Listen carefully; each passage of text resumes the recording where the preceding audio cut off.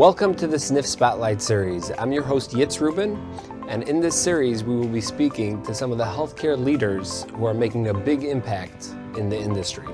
Join us as we shed light on a variety of topics that will benefit both our SNF colleagues as well as the general public. Welcome to the SNF Spotlight series. Today I have the privilege of speaking with Jeff Altschul. He's the Director of Business Development and Marketing with Arboria of Long Grove. So Jeff, welcome to the SNF. Thank you so much for coming. It's great to be here. Thanks to you and your team for the invitation, and just glad to be here. Glad to be here. Thank you. From what I hear, you're quite a celebrity. Give me your background in, this is, the paparazzi is waiting outside, they're taking pictures. I don't know, but I did grow up just down the street here on Sherwin Avenue across from Laramie Park, so this is kind of old home week for me. But no, I'm from the area. I went to Hillel Torah Day School and then Niles West in Skokie and then Columbia College, and studied broadcast journalism. And when I was studying broadcast journalism, I never really thought too much about senior living, but the way that works out, that's where I am. So, Yeah. But it's good. It's good. It's fun. So how'd you go from being in the spotlight, working as a journalist, to coming onto the SNF Spotlight? Well, it's interesting. I ended up working in the TV news business for about 10 years, and it was a lot of fun covering sports, and from Texas to Indiana and different states in the Midwest for the most part. And then I just had that feeling of maybe trying to do something else. Before the word pivot became popular, I pivoted about 12 years ago out of the broadcast journalism route and got involved in senior living. It's something that, quite honestly, I enjoy. It comes naturally, being around the older folks, and it's fun. It's enjoyable.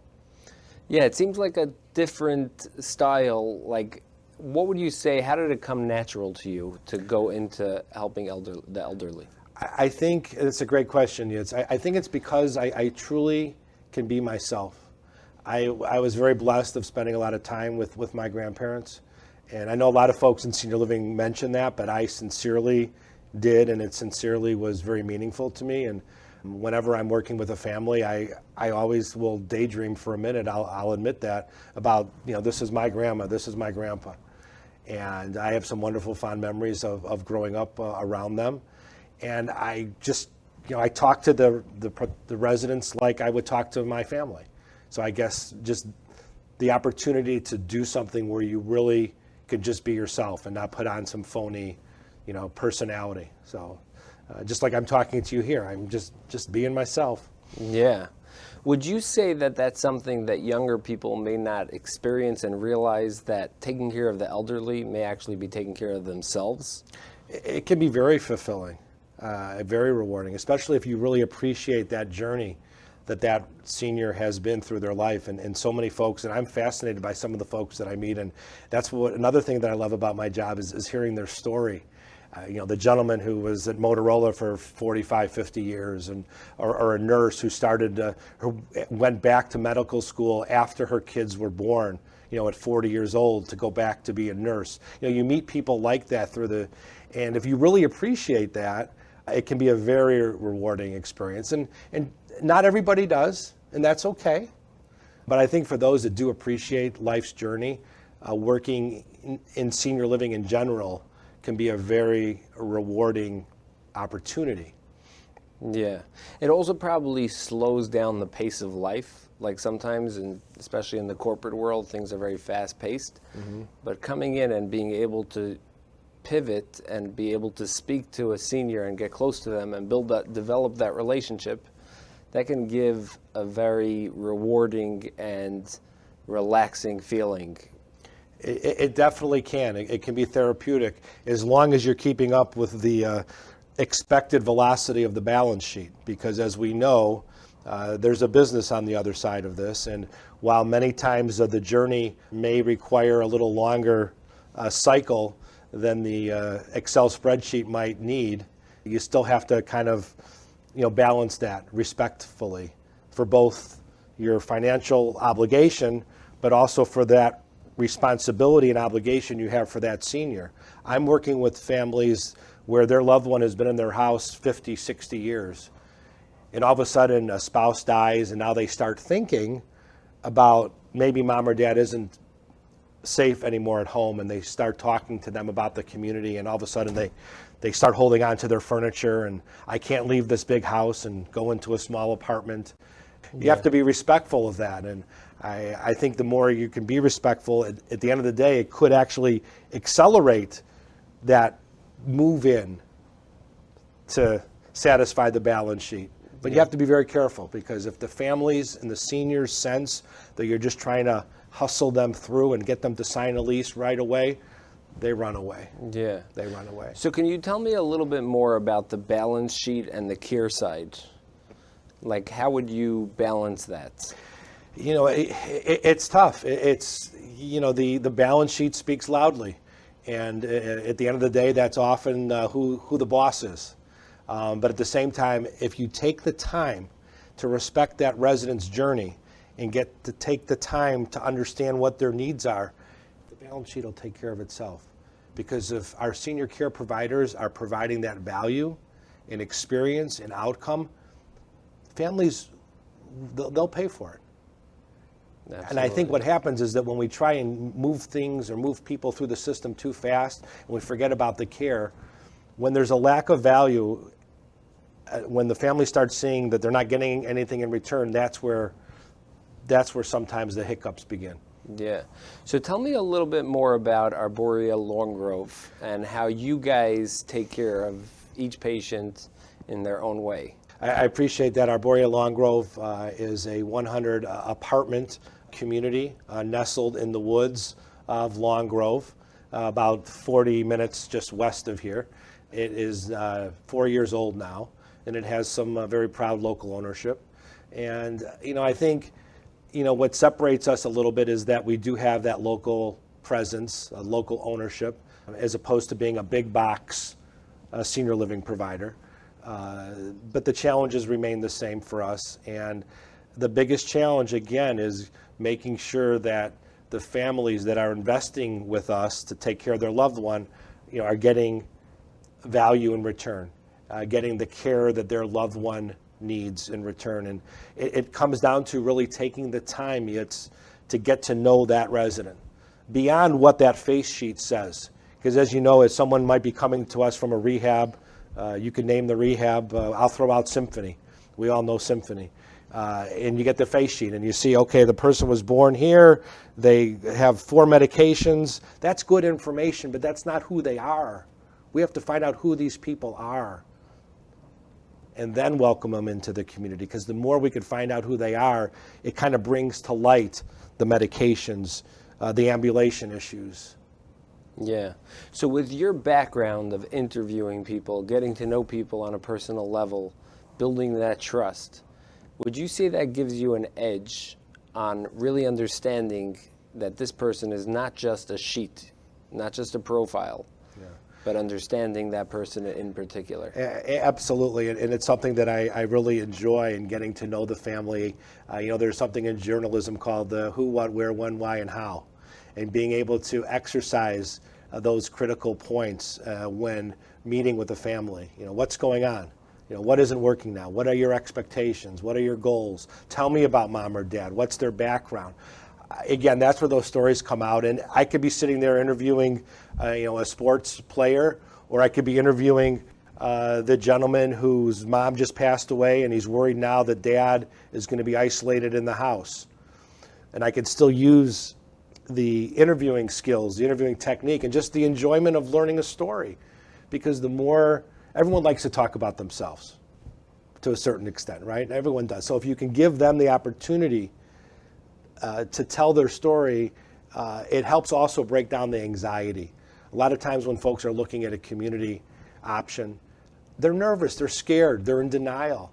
Oh my God, I can't believe mom needs to be in a memory care community. I can't believe it. But if you can slow them down a little bit, engage, ask them about mom or dad, what their background is, you're building conversation, and the more they feel comfortable, the more they trust you, the more they share, and then guess what happens? They end up sometimes selling themselves on why they should act tomorrow. Yeah. So what would you say, like you had mentioned sometimes people are panicking, they don't want to leave home, they don't want to be with those old people, you know?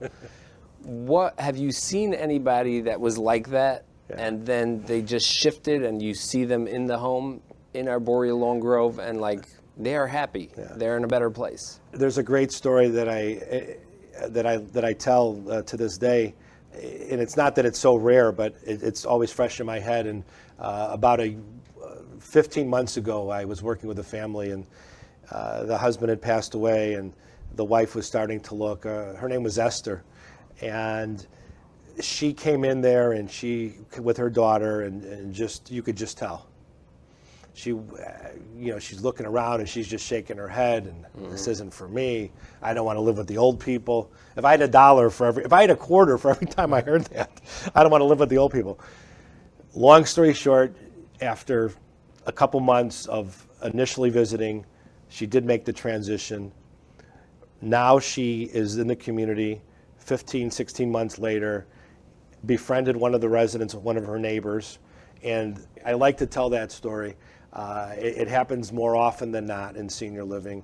And again, it's something that is hard for some folks to see themselves living with the old people. But if you really take the time to understand them and give them the chance to realize that maybe it would be good for them, I think that's kind of not to say that there's a secret sauce, but I think that's at least a good start, a good ingredient to start with, is giving them the time to see and realize for themselves why. They don't need to hear it from us. The they sales want to make their own decisions. The salesperson or the admissions person that tries to be, oh, this is the best place, you're going to love it here. Be careful. You start talking about all the activities and all that. Some people, they don't want the activities. Yeah. But how do you find that out? You find that out by getting to know their story. Right. Now, there are a lot of stories. I mean, the biggest theme is, when the folks that show the greatest resistance to the community, and then they slowly get acclimated, and then it's like the best thing. And so often you hear, oh, you know what, I really should have done this sooner. That's a theme that you often hear from both the adult child as well as sometimes the senior themselves, because they realize, living at home, yes, there are a lot of memories in the house, but that beautiful dining room table, that's not going to talk to you when you need some conversation. And they realize when they're in the community, and they might be at a smaller dining room table, but at least there's some companionship there.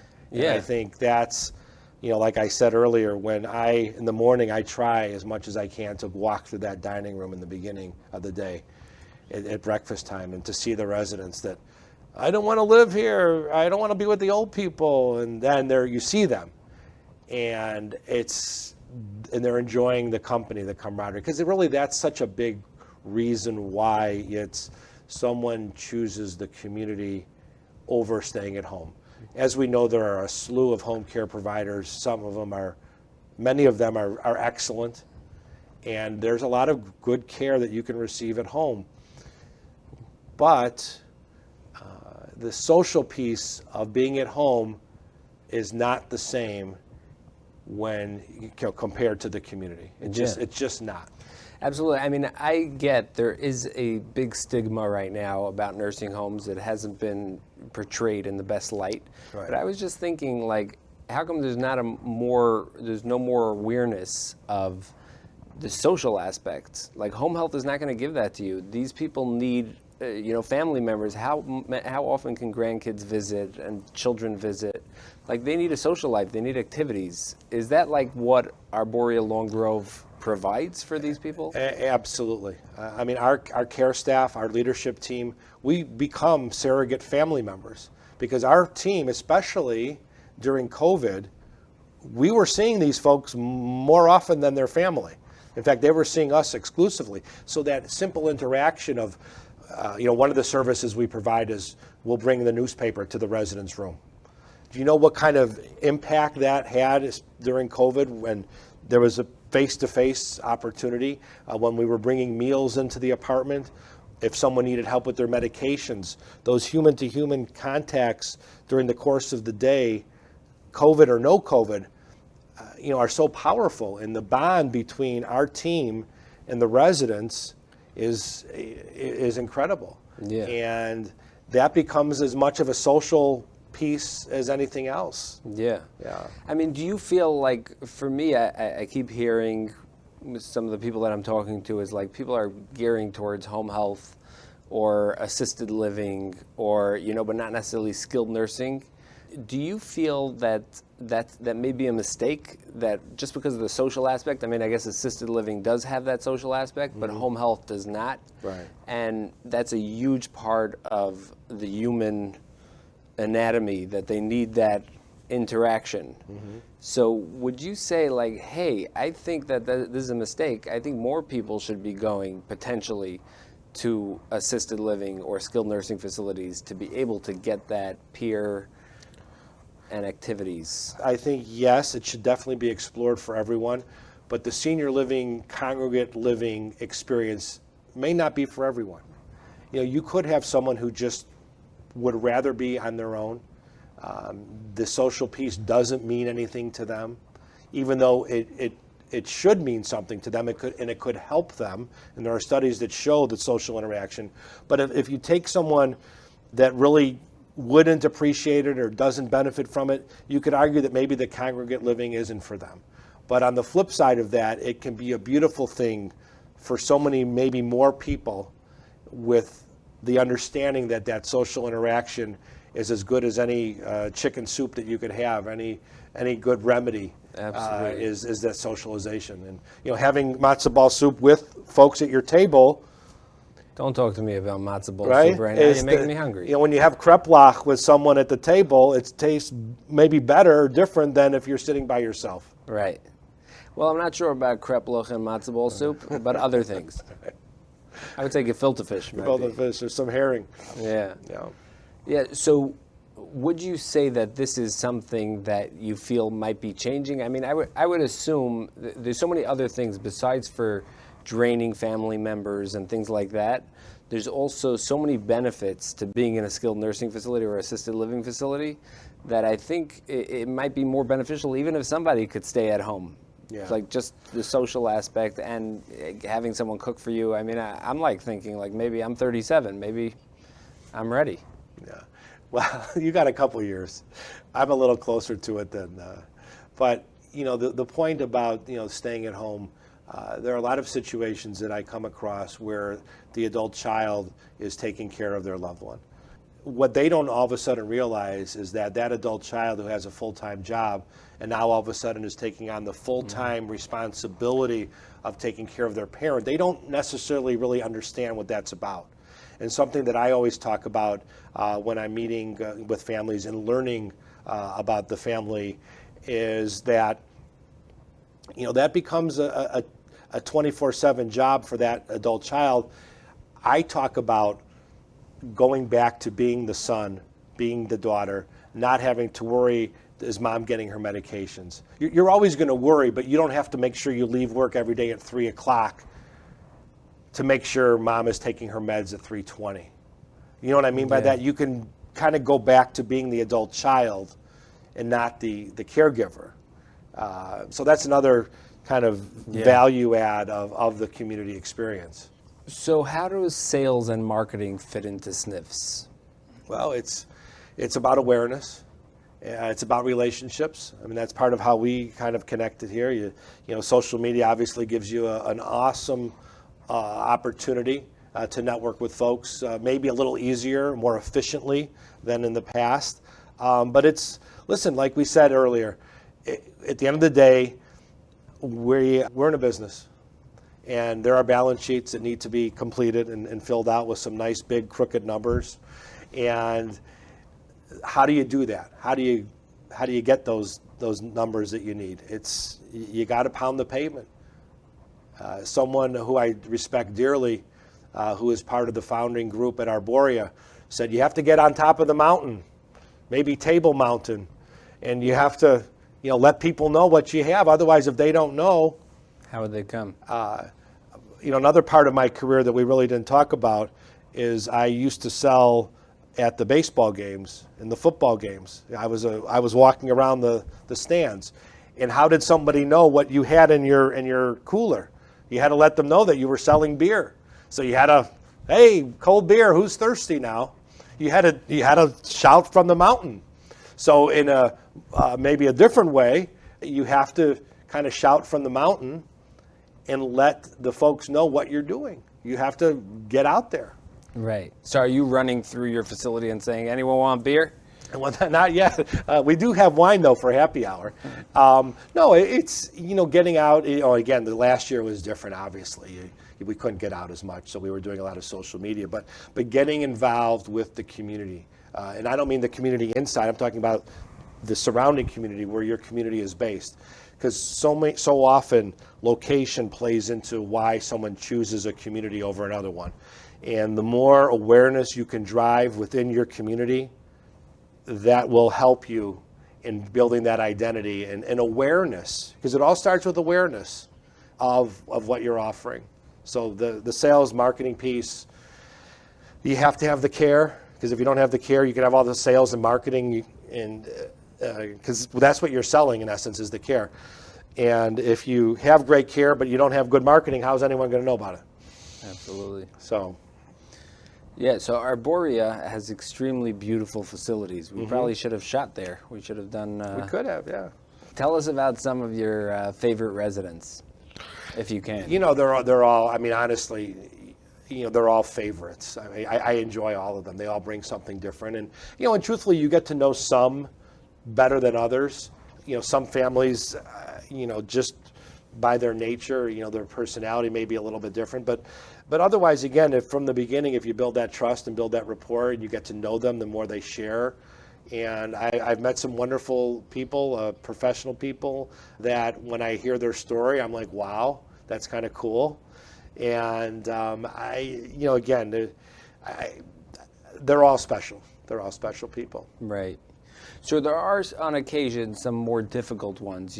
Some may say, or the families are more difficult.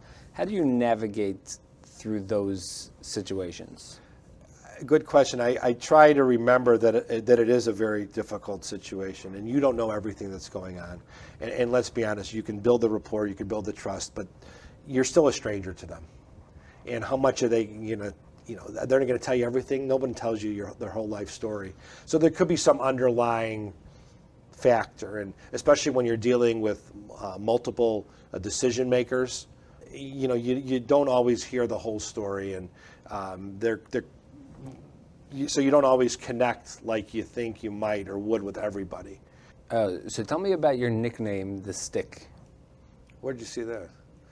We know people. Oh, the stick. No, the stick. No, the stick comes from. We've got a Mossad agent right here. No, the stick, it actually comes from. You're being watched in Israel right now. Last year, when, again, families weren't able to come into the building. So what am I going to do? How do I keep this community front and center?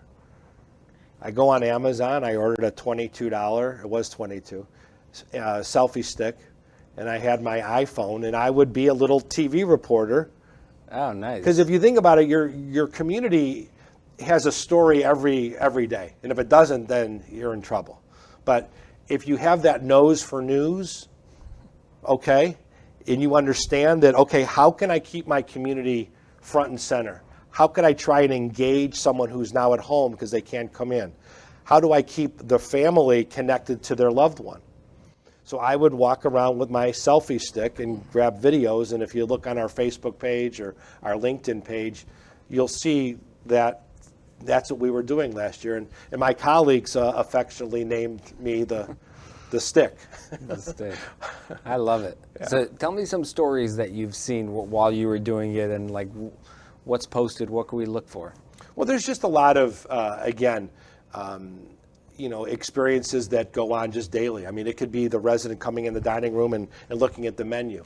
Because again, I wanted to show the prospect, the person at home that's thinking, what's it like there? Because they can't come in.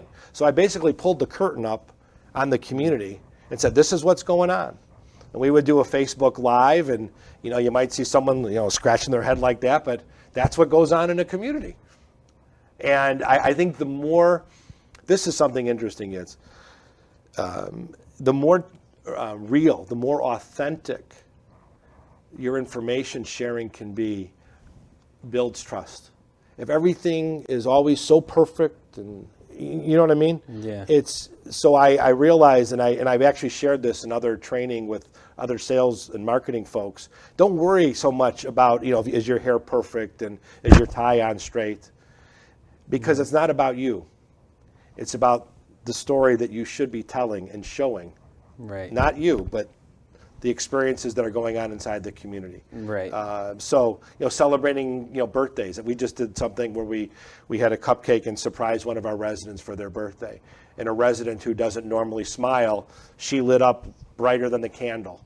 It's on our Facebook page, Arboria Long Grove. So, little things like that. It doesn't have to be over the top, production like we have here in your studio. Right. It can just, it's the more real, the more authentic it is. Right. Should I mess up my hair, Jeff? Mess up your hair, exactly. Am I looking no, too perfect? You look great. Thank you. You look great. Thank yeah, you. no, it's real. You're very real. I mean, it's in a nice way. You're Thank you. very real. Thank you. Yeah. So thank you very much. This was amazing. I mean, I love hearing about your experience, exactly like what you do, how you make your community exciting at Arboria, and it must be like fun to see those residents from initial at home with the families being like, no, I'm not going anywhere. I need to be at home. Mm-hmm. And then coming in and you're seeing them a month later, 2 months later, a year later, and how they're really coming out of their shell, being social. It's almost a magical thing, and I know you're a parent, and as am I. And if you think to maybe when you taught your daughter how to ride her bicycle, she was scared, she was nervous, then all of a sudden, she's off on her own. And similar in the senior living experience, that residence is scared, they're nervous, they don't want to do it. They'd rather have mom hold their daughter hold their hand as they learn to ride the bike. But then once they get in there and they do it on their own, they get that confidence.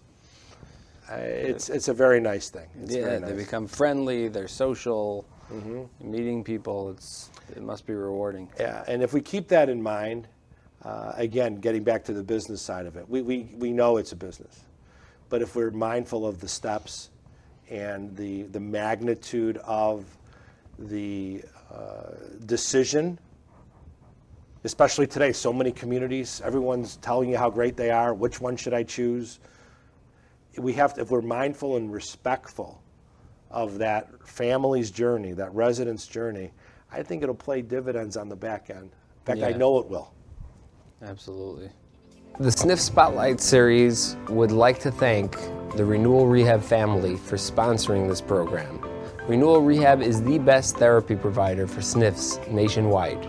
So if you're an owner or an operator of a skilled nursing facility and you want contract therapy, you are going to want to call and connect with Renewal Rehab. This series is geared towards highlighting healthcare leaders as well as healthcare heroes in the SNF space. So thank you all for watching and supporting this program.